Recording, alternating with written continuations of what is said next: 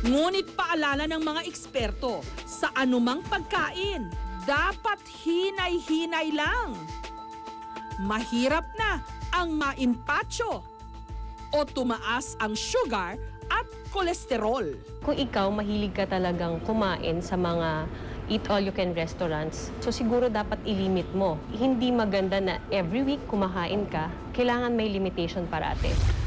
Kaya naman ang mga putahe sa eat-all-you-can restaurant ito, certified healthy daw, fresh fruit and vegetable salad.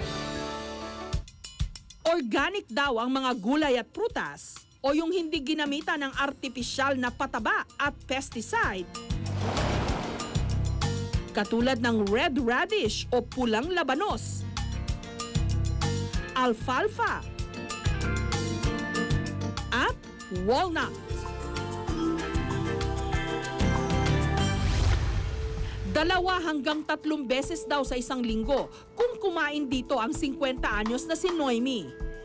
Malaking bagay yung naitutulong niya kasi parang feeling mo malinis ka. Malinis yung pinapasok mo sa katawan mo at saka light yung pakiramdam mo sa katawan mo. Ibahan niya is kumain ka ng maraming-marami at maaari kang mag-lose pa rin ng weight dahil nga napaka-sustansya ng kinakain mo at saka napakababa sa calorie at napakataas sa sustansya.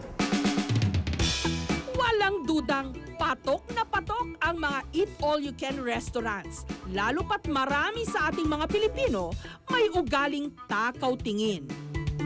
Huwag nga lang sana itong maging dahilan para ang pagkain masasayang lang.